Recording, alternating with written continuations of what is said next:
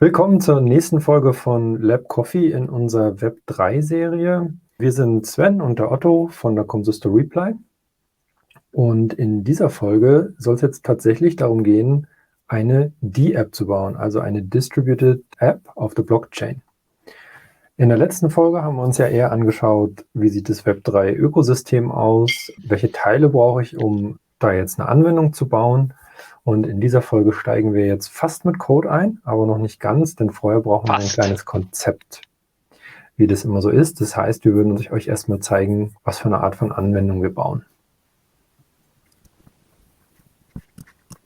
So, was wir uns gedacht haben, stellt euch mal vor, ihr könntet eure eigenen Blogposts oder einen Blog auf Hacker News veröffentlichen. Also du hast eine total bekannte Domäne und jetzt willst du anderen Leuten ermöglichen, in einem Pfad von der Domäne selbstständig Blogs zu registrieren.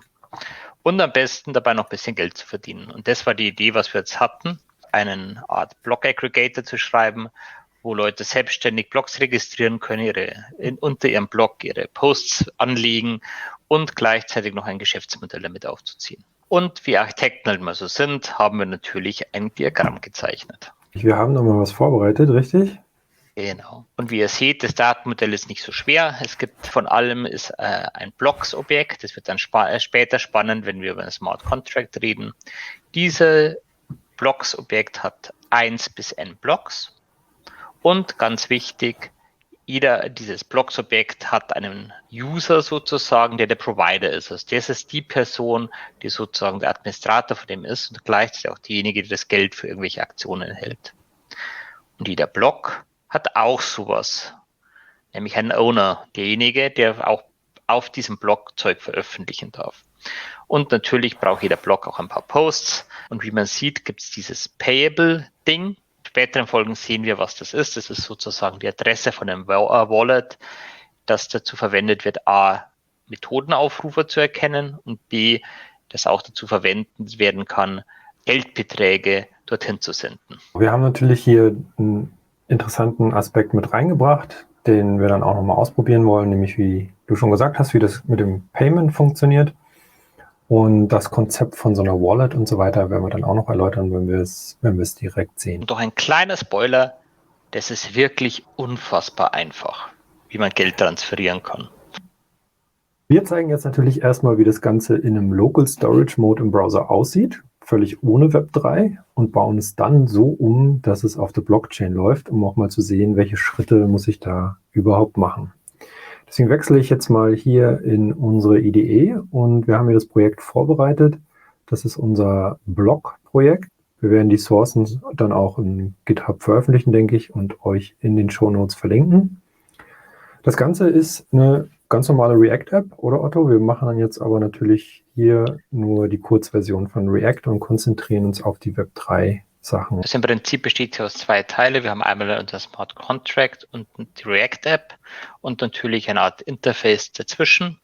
Und was diese React-App von anderen React-Apps unterscheidet, ist primär mal, dass sie bestimmte Libraries anzieht, die dafür verwendet werden, mit einem Smart Contract zu kommunizieren. Diese ESOS-Library, die wir schon mal gesehen haben. Das haben wir ja schon in der Übersicht so ein bisschen angespoilert und in der Package JSON hier zu diesem Projekt findet man dann eben auch neben den React-Libraries auch dann eben die Frameworks, die wir nachher brauchen, um mit der Blockchain zu kommunizieren.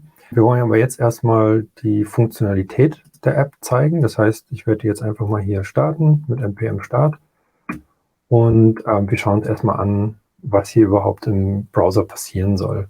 Wie man sieht, ist es hier die Block-Anwendung und wie man hier sieht, sind hier schon 2 Blocks registriert. Wie gesagt, alles im Local Storage im Moment, MacCode Details und ein Web3 Developers Journey.